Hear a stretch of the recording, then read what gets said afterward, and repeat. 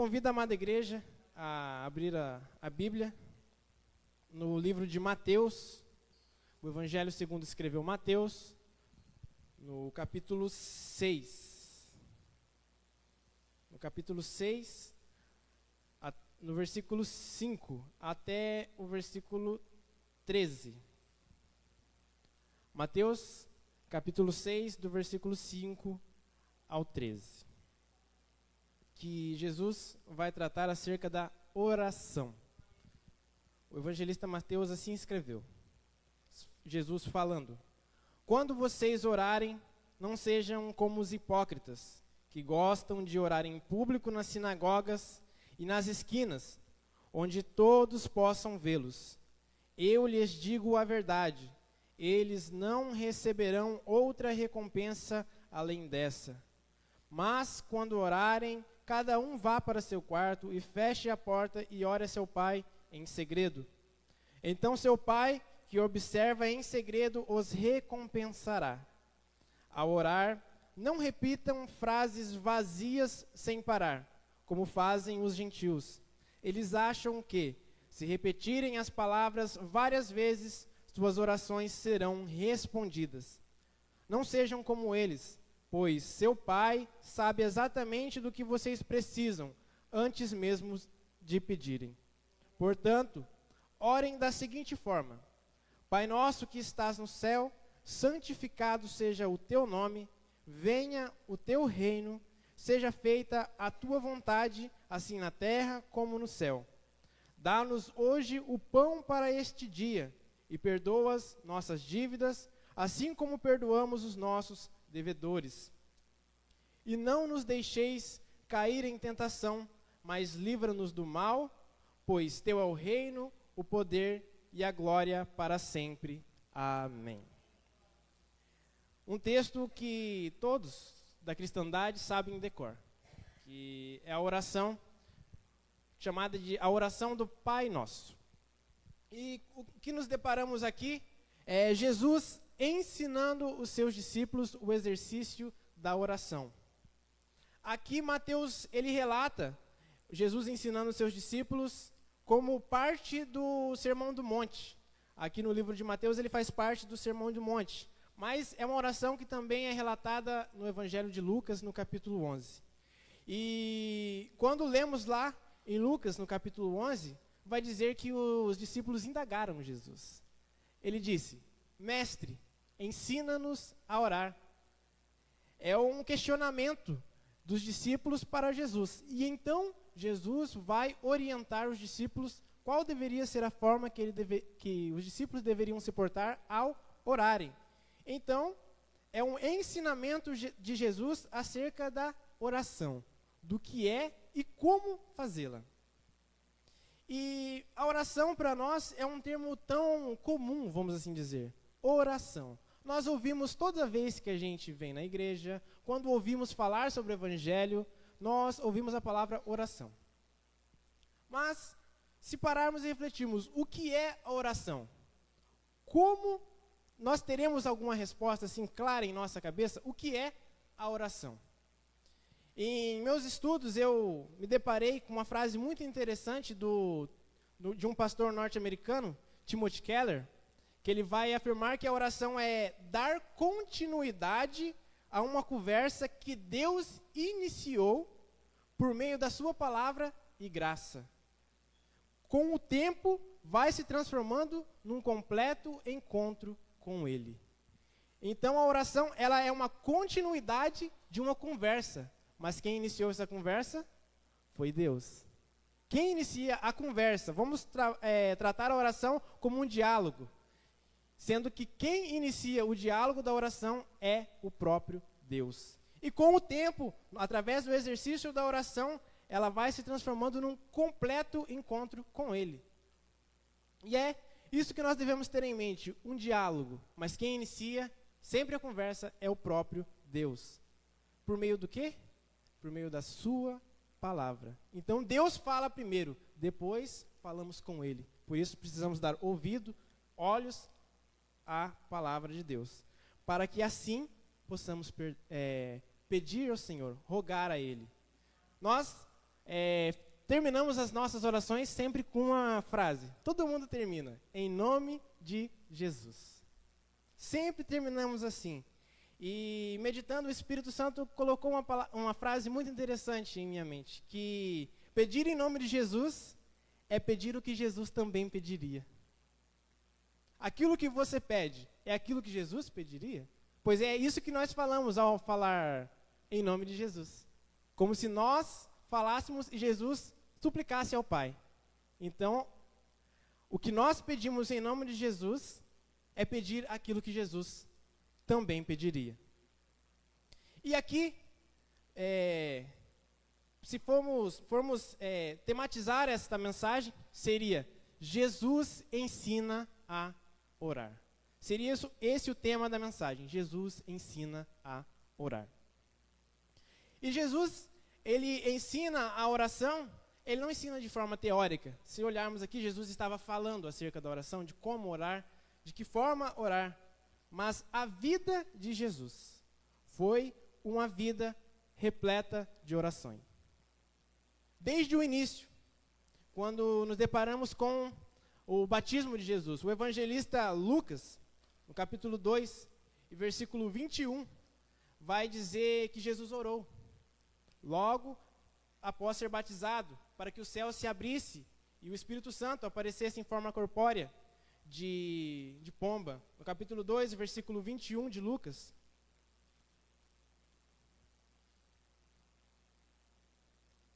Jesus, acho que eu errei a referência aqui.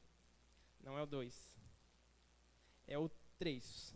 Eu coloquei 2, mas é o 3. Capítulo 3 e versículo 21. Na verdade é o 22. Não, 21. Certo dia, quando as multidões estavam sendo batizadas, Jesus também foi batizado. Enquanto ele orava, o céu se abriu. O início da vida de Jesus, sendo o Cristo, o Messias, foi através da oração. E se olharmos, diversas vezes ele orou. Ali no Getsêmani ele orou. Em diversas ocasiões Jesus estava orando. E até mesmo na crucificação, ele orou clamando ao Pai: Pai, perdoa-lhes, porque eles não sabem o que fazem. Jesus, ele ensinou a oração por meio de uma vida prática aos seus discípulos. E aqui, quando Jesus ensina de forma, vamos dizer, didática, explicando ponto a ponto da oração, ele podemos dividir esse ensino em duas partes. Jesus ensina como orar, qual é a sua intenção ao orar, que é a primeira parte, que vai do versículo 5 até o versículo 8, que Jesus vai trazer um ensinamento de como orar. E a partir do versículo 9, ele vai ensinar pelo que orar. Então a primeira parte é como eu devo orar. E a segunda parte é pelo que orar. Ele dá um modelo, que é o que nós conhecemos, que é a oração do Pai Nosso. E logo ao iniciar, Jesus ele começa da seguinte forma: quando orarem. A oração é um exercício contínuo na vida do cristão. Jesus não deu opção aqui. Se vocês orarem, vocês fazem dessa forma. Jesus não colocou um se. Ele falou, quando vocês orarem. Então, refletindo aquilo que Paulo escreveu lá no livro de Efésios, no capítulo 6, versículo 18, Paulo vai dizer assim: orai sem cessar. A oração é um exercício constante do cristão. Não quer dizer que você vai estar a todo momento fechado no seu quarto, orando. Mas a sua vida precisa ser sempre um diálogo com Deus. Em certas ocasiões, talvez que você se sente, talvez, irado com alguma coisa. Algo não lhe agradou. Talvez alguma pessoa te maltratou e não te agradou. O que você faz? Suplica ao Pai, ali em espírito, dentro de si, ora e aguarde a resposta de Deus. Então, o exercício de oração, ele é contínuo. É uma constante, é algo constante, que deve ser constante na vida do cristão. Não é algo opcional. E Jesus, depois de ele dizer, quando vocês orarem, aí ele prossegue. E ele vai trazer algumas questões sobre a intenção da oração. Ele vai dizer, não sejam como os hipócritas. Os hipócritas que ele estava citando aqui eram os religiosos da época de Cristo. Eram os fariseus, saduceus e todos os demais religiosos que Jesus mesmo vai dizer que era como um sepulcro caiado, que eram bonitos por fora, mas por dentro eram podres. Então Jesus vai chamar eles de hipócritas. Mas por quê? Aqui Jesus vai dizer que gostam de orar em público nas sinagogas e nas esquinas onde todos possam vê-los. Qual era a intenção dos hipócritas, dos religiosos da época aqui? Se amostrar, demonstrar uma falsa religiosidade para os demais, para as outras pessoas. Eles saíam nas esquinas, erguiam as suas mãos, mas não era buscando a presença do Senhor com sinceridade. Era para demonstrar o quanto eles eram bons, entre aspas, porque eles não eram bons. E Jesus vai dizer isso, não sejam como eles, que demonstram uma falsa religiosidade, oram apenas para demonstrar aos outros que eles são religiosos, não buscando a presença do Senhor, como eu disse, como um diálogo com Deus, como um diálogo frente a frente, onde você procura o Senhor. Não, eles buscavam apenas aparência. Então, Jesus vai dizer, não sejam como esses, que oram por aparências para demonstrar uma falsa religiosidade. Isso me fez lembrar do capítulo 18 do Evangelho de Lucas, a partir do verso 10, que Jesus vai trazer uma parábola sobre duas orações. Lucas 18, no capítulo 18, no verso 10, do 10 mesmo, que Jesus vai contar a parábola sobre dois tipos de oração. Até o verso 14, Jesus vai dizer, 2 homens foram ao templo orar. Um deles era fariseu e o outro cobrador de impostos. O fariseu em pé fazia esta oração. O fariseu, que é o hipócrita que Jesus está falando aqui, ele vai dizer, eu te agradeço, Deus, porque não sou como as demais pessoas, desonestas, pecadoras, adúlteras. E com certeza não sou como aquele cobrador de imposto, apontando para aquele outro que estava orando. Jejuo 2 vezes por semana e dou o dízimo de tudo que ganho. Essa era a oração do hipócrita. Era a oração daquele fariseu. Mas Jesus vai dizer sobre uma outra oração, do cobrador de impostos, o publicano, que era desprezado pela sociedade judaica na época. Vai dizer assim no versículo 13, mas o cobrador de impostos ficou à distância e não tinha coragem nem de levantar os olhos para o céu enquanto orava. Em vez disso, batia no peito e dizia, Deus, tem misericórdia de mim, pois sou pecador.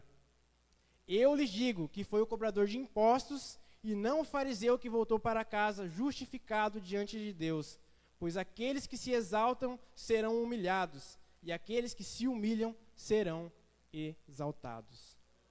Aqui nós vemos 2 exemplos de oração.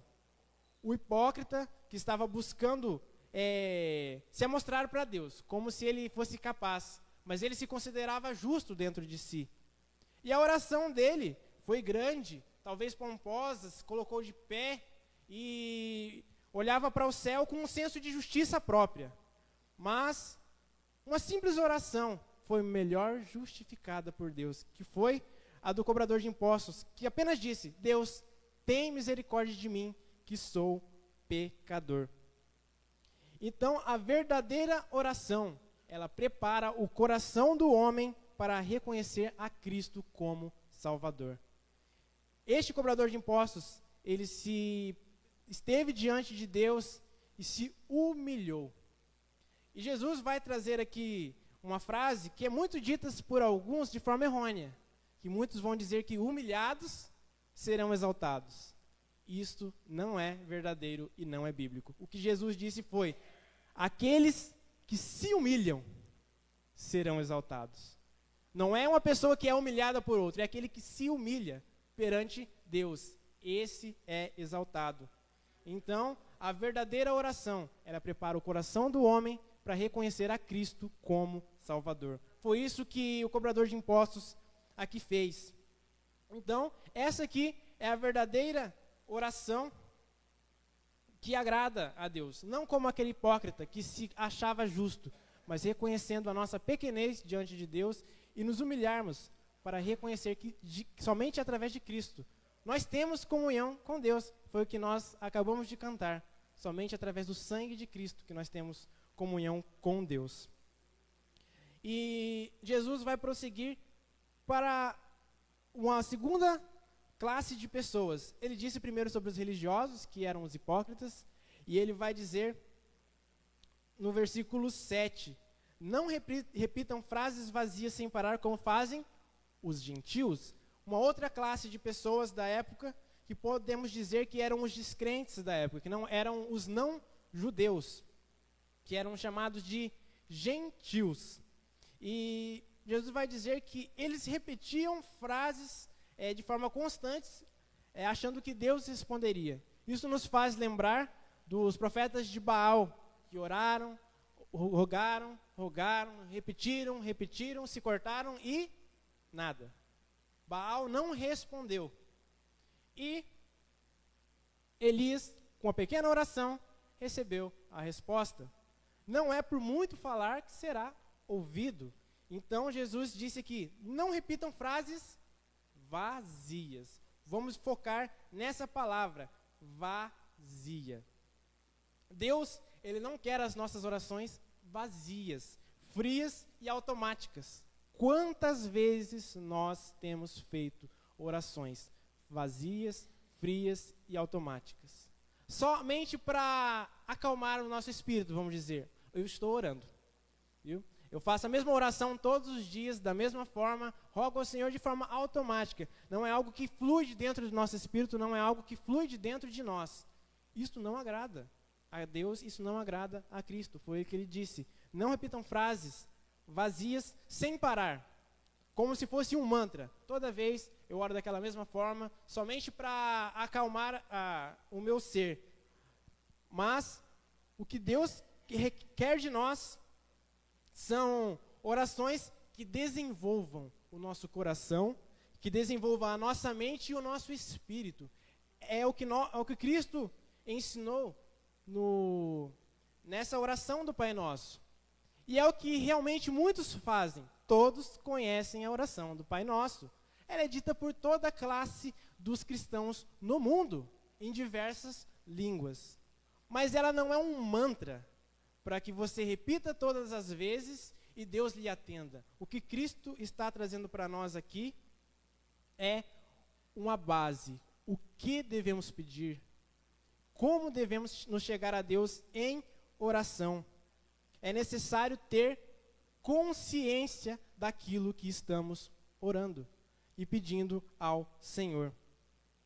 E como eu disse, a oração do Pai Nosso é dividida em duas partes. O começo é pelo que orar. A primeira parte são os interesses do Senhor. O interesse da primeira parte da oração do Pai Nosso são os interesses do Senhor. Teu nome, teu reino e tua vontade. Aquilo que pode se denominar os 3 T. Teu reino, teu nome, teu reino e tua vontade. A segunda parte são as nossas necessidades. Dá-nos, perdoa-nos e livra-nos. Ou os 3 P. Pão, perdão e proteção. E quando iniciamos essa oração, Jesus vai dizer, Pai Nosso. Somente essas 2 palavras já traz grandes ensinamentos e podem ser motivos de sermões maravilhosos. Pai Nosso. Enquanto cantávamos ali Colossenses e suas linhas de amor, nós estávamos falando de uma reconciliação. É até algo que a gente estava comentando enquanto ensaiávamos, que era o porquê dessa música foi escrita. Colossenses e suas linhas de amor.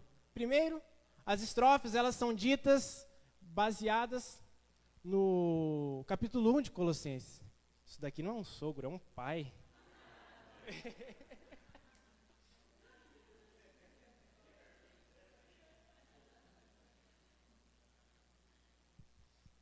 Voltando.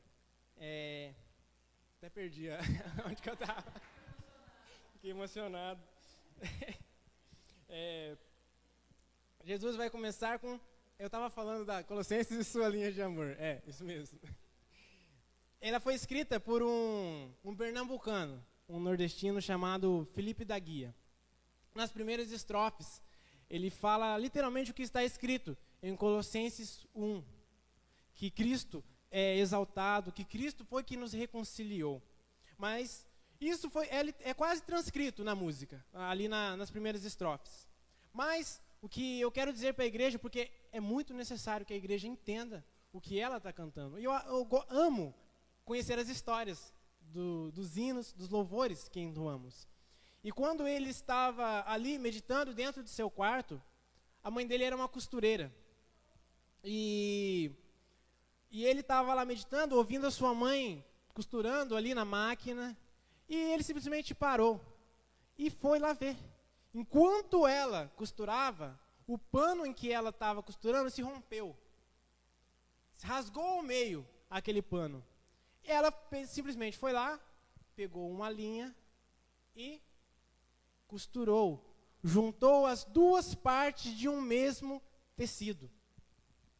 E quando cantamos, aquele fio que se rompeu, da minha alma até a Deus, é o pecado que rompe o tecido nosso, que está ligado com Deus. Mas o que aconteceu? Mas o sangue santo costurou. Cristo em suas linhas de amor. Então é sobre isso que nós cantamos. Cristo como um tecelão, como um costureiro, com o seu sangue, costurou os tecidos e nos reconciliou com o Pai. E é isso que Cristo está falando aqui, nessas duas primeiras palavras. Pai Nosso. A palavra original aqui é Abba, que é além de pai. É paizinho, é papai. É algo mais íntimo ainda. E agora, como eu posso no homem ver a Deus, foi o que nós cantamos. Agora vemos em Cristo o próprio Deus e nos tornamos irmãos mais novos dele. E agora nós podemos nos achegar a Deus e chamar de Pai.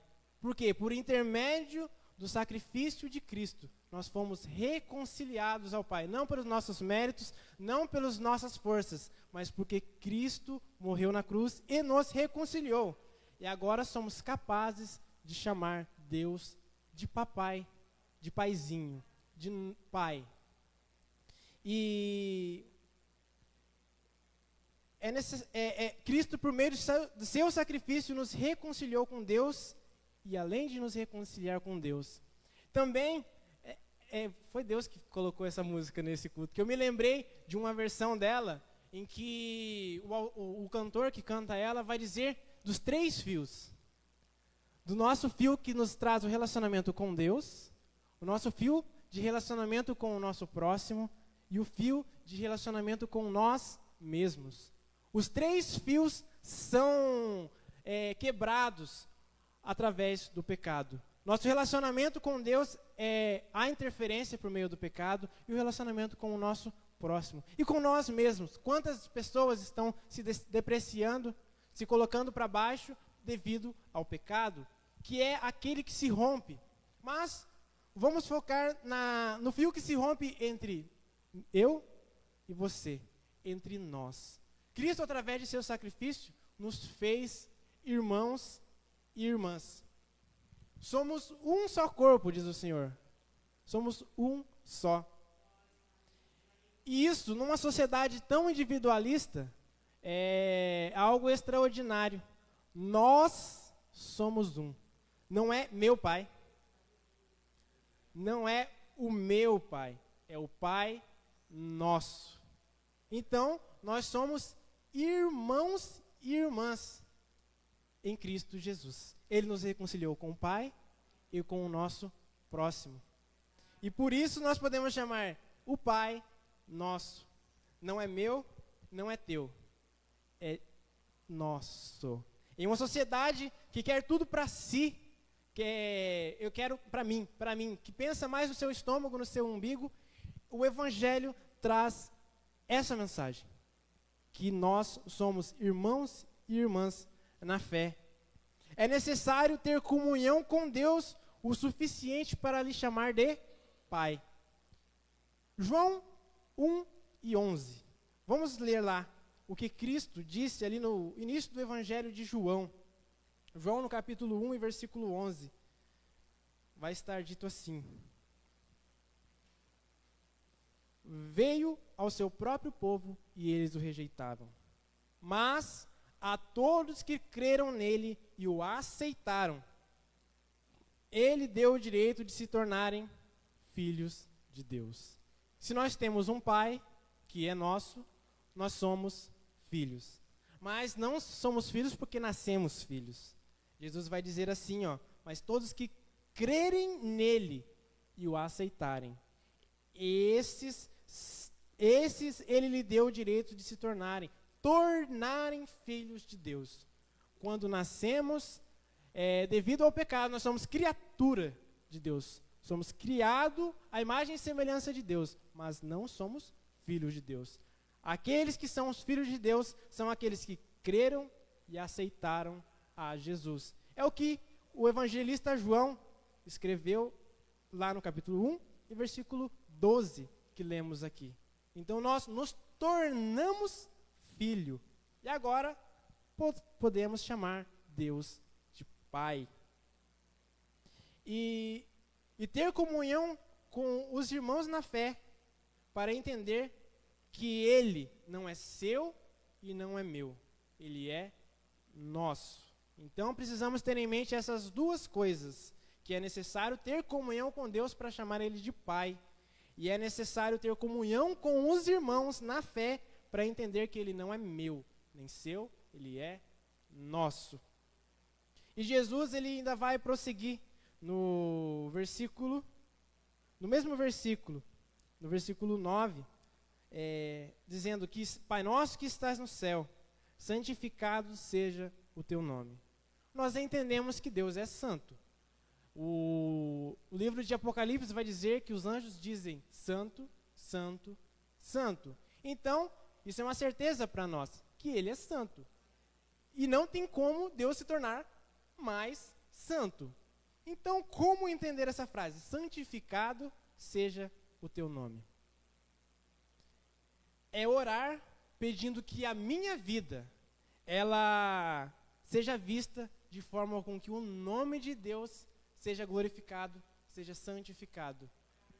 Quando outras pessoas olham para cada um de nós, o nome de Deus é santificado. Santificado seja o teu nome. Quando oramos isso, nós estamos falando que a minha vida santifique o nome de Deus diante dos olhos das outras pessoas. É isso que devemos entender quando falamos santificado seja Deus.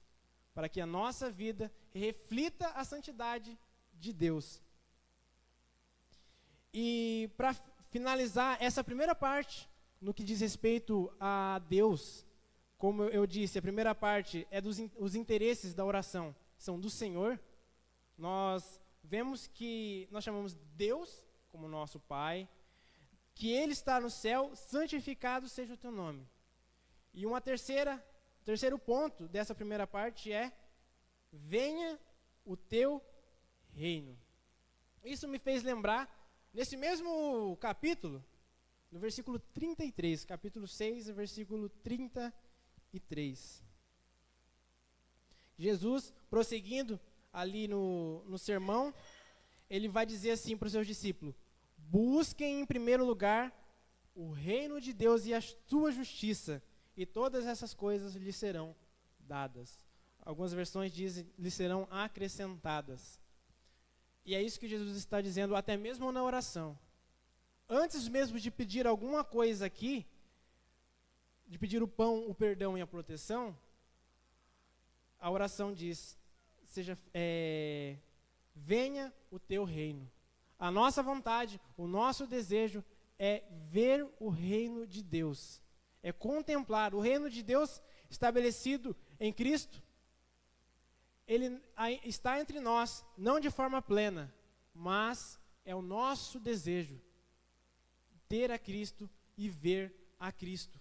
E esse deve ser a nossa prioridade. Foi o que Cristo disse: busquem primeiro o reino de Deus, e as demais coisas lhe serão dadas, serão acrescentadas. E logo em sequência, vai dizer: seja feita a tua vontade. Tanto na terra, assim na terra como no céu. Está falando sobre a soberania de Deus, que a vontade dele é soberana sobre todas as coisas. Que a vontade dele sempre será feita. Às vezes oramos e algo não é feito. Mas às vezes não oramos se realmente é a vontade de Deus. Essa deve ser a nossa prioridade, o reino de Deus e a vontade dele. E essa foi a parte em que Jesus trata das coisas de Deus. A nossa oração, primeiramente, deve priorizar Deus, glorificar a Ele, chamá-lo de Pai, que o nome dele seja santificado.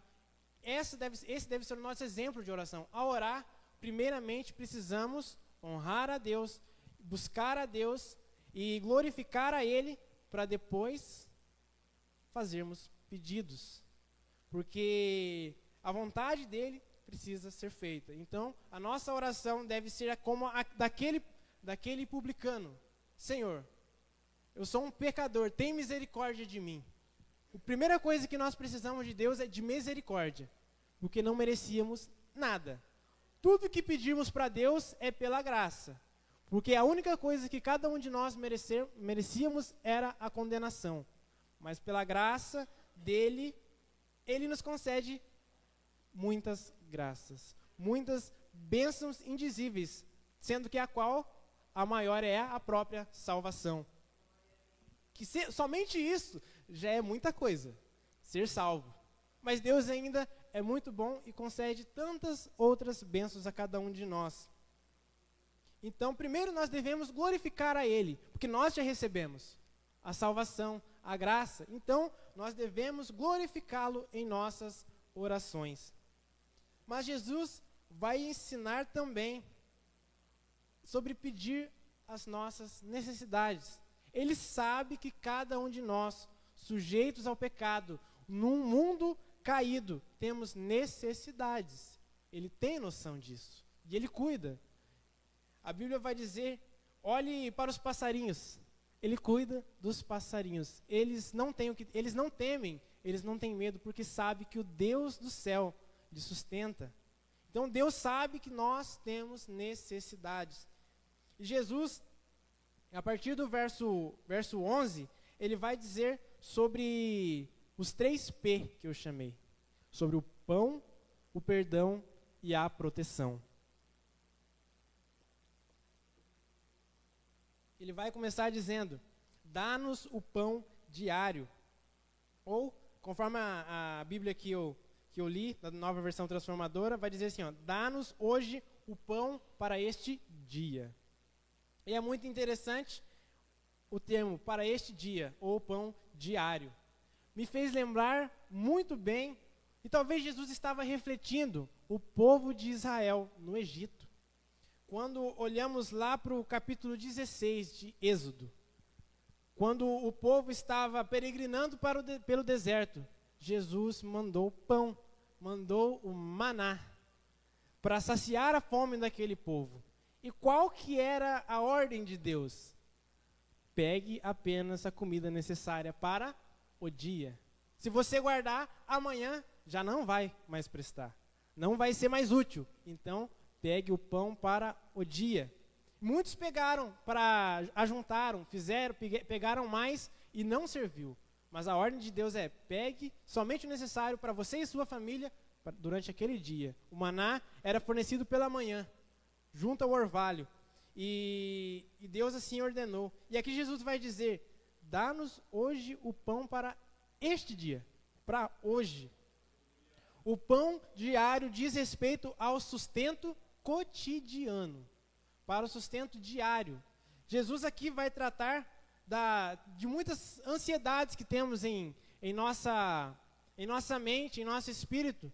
Vivemos em um tempo de incertezas, talvez muitos com medo de recessões econômicas, problemas financeiros, e Jesus nos ensina aqui a orar pedindo pão diário. Jesus também vai dizer no seu evangelho,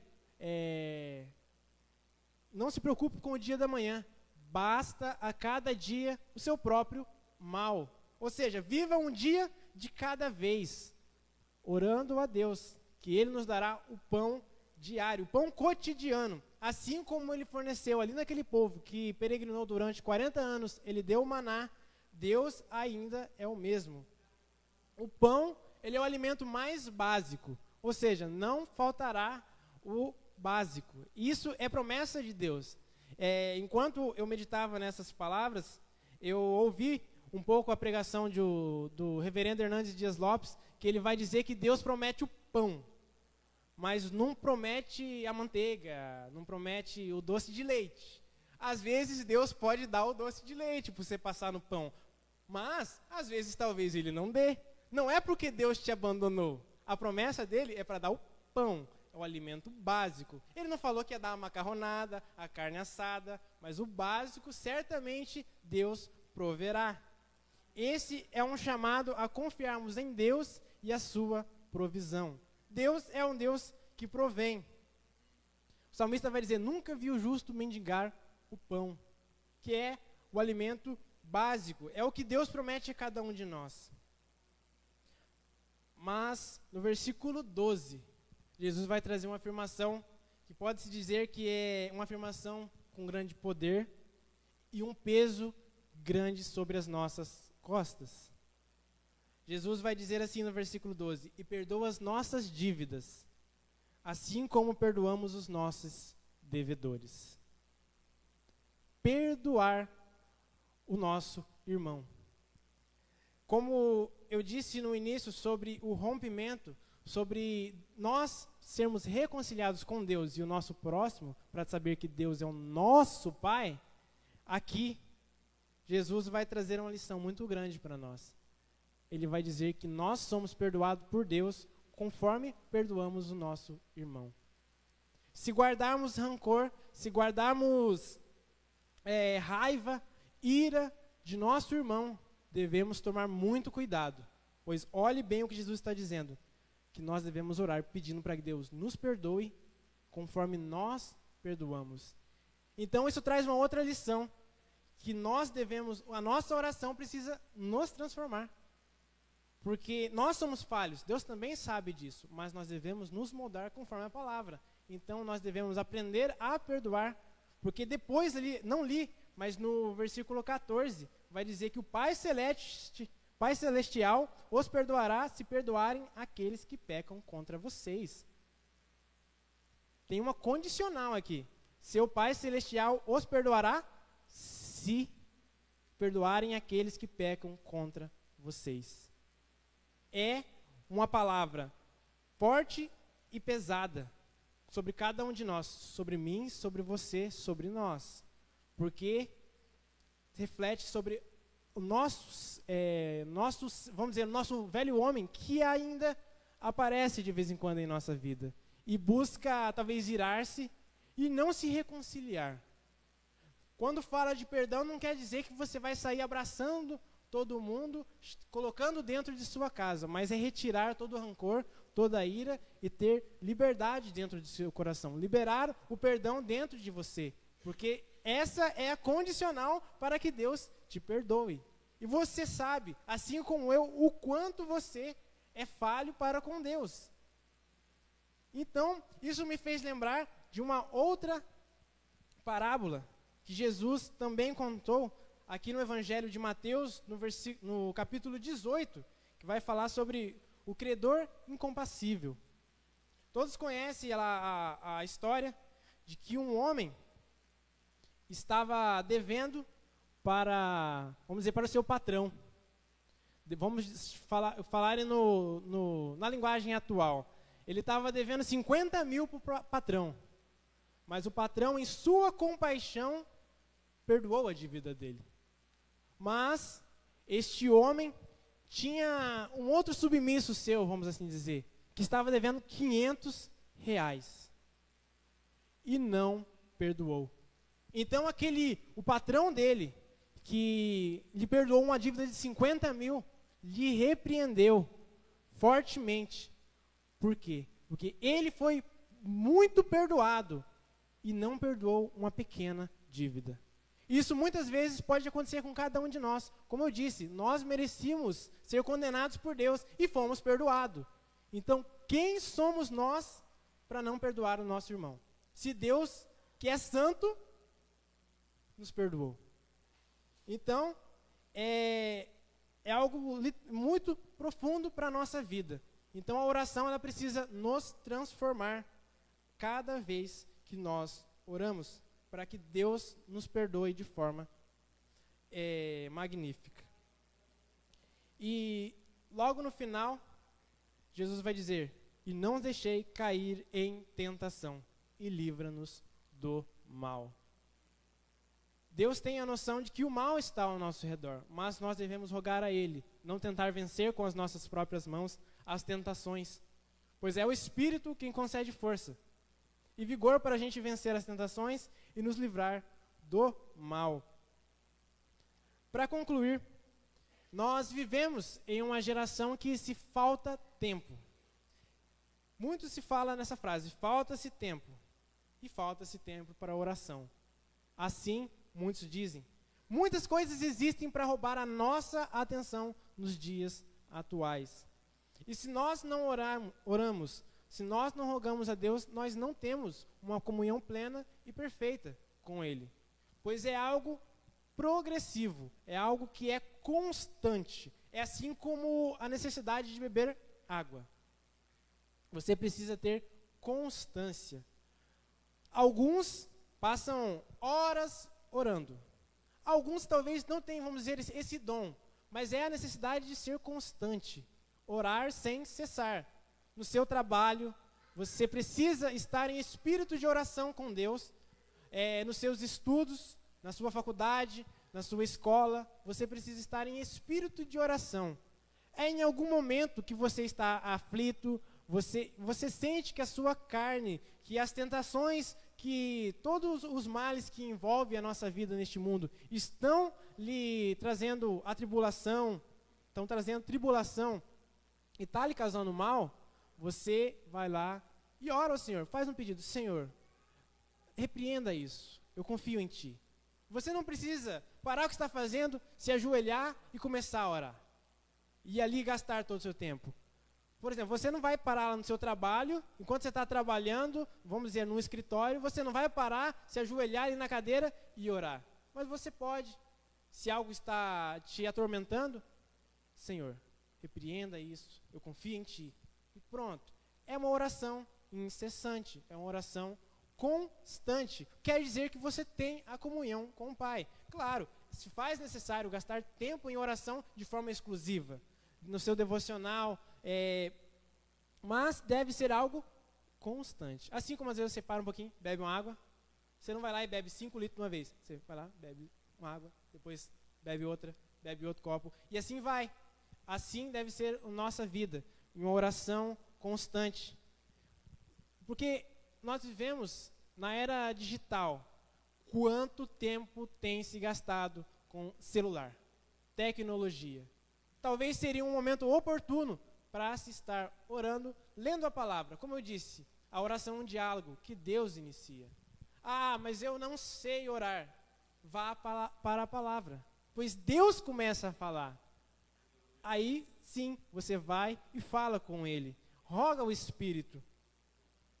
Mas, mesmo que às vezes não consigamos orar, não tenhamos ali talvez estamos num dia tão atribulado, um dia que nós estamos nos sentindo tão mal, que não conseguimos orar de forma tão clara. Jesus aqui ensinou, mas eu não aprendi muito bem.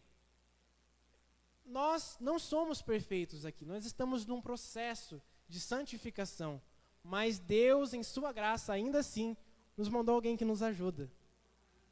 Pois lá no livro de Romanos, no capítulo 8, versículo 26, vai dizer assim, ó: e o Espírito nos ajuda em nossa fraqueza, pois não sabemos orar segundo a vontade de Deus.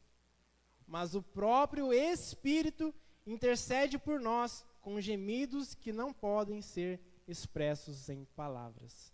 Então, em momentos que nada mais sai de nós a não ser gemidos, o Espírito Santo, ele intercede por nós, é o nosso intercessor para com Deus. Porque Deus, ele já sabe todas as nossas necessidades. A oração, ela deve ser para nos informar, não é para informar a Deus, Deus já sabe, mas é para nos informar a vontade de Deus. E nós devemos entender que Deus, ele não é um mordomo que entrega aquilo que pedimos conforme pedimos, mas possui a sua soberana vontade. É o que está dito na oração do Pai Nosso: seja feita a tua vontade. Então nós devemos entender isso. Deus é soberano sobre todas as coisas, e a vontade dele sempre será a que se realizará. E para finalizar, devemos entender que o nosso relacionamento com outras pessoas diz muito sobre o nosso relacionamento com Deus. A Bíblia vai dizer que se não amamos o nosso irmão a quem vemos, como podemos amar a Deus a quem não vemos? Da mesma forma que devemos perdoar o nosso irmão para sermos perdoados, nós devemos ter um relacionamento com os nossos irmãos, com as pessoas, para demonstrar que nós temos um relacionamento com Deus. Nós apenas nos tornaremos pessoas que se relacionam melhores com os outros quando temos um relacionamento íntimo com Deus. E nós falamos com Ele e Ele fala com a gente por meio de Sua palavra. E que possamos sempre proclamar que, para Deus, que Teu é o reino, o poder e a glória para sempre. Então, é tudo dele. É aquilo que o apóstolo Paulo escreveu: dele, por ele e para ele são todas as coisas. Então, esse deve ser o nosso espírito de oração, de nos achegarmos a Deus, de estarmos em comunhão com Ele e termos comunhão com os nossos irmãos. Pois é isso que agrada a Deus, uma oração humilde que reconhece. Nós não merecemos, mas Deus é gracioso para nos dar, conforme a vontade dEle. Então, essa é a oração, essa é a pregação sobre a oração que o Espírito Santo tocou em meu coração para pregar nessa noite.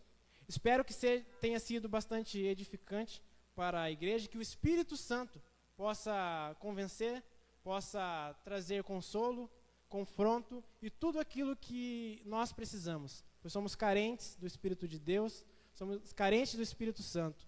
Neste momento eu convido a igreja a se colocar em pé, vamos juntos orarmos e suplicando para que Deus nos ensine a cada dia a buscarmos a presença dEle, a orarmos para Ele, porque Jesus, Ele nos ensinou, mas nós não é uma fórmula pronta, que nós aprenderemos de uma vez só.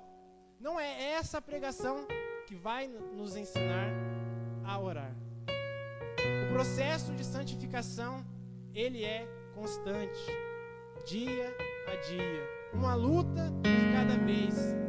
O reformador Lutero vai dizer que ele achava que tinha matado o velho homem nas águas do batismo, mas ele descobriu que o velho homem sabia nadar e ele precisa afogar ele toda manhã. Então que possamos estar dia a dia buscando a Deus, buscando a presença dEle em oração, em leitura, para que o Espírito nos transforme, para que o Espírito de Deus nos traga um renovo espiritual. Vamos orar então neste momento.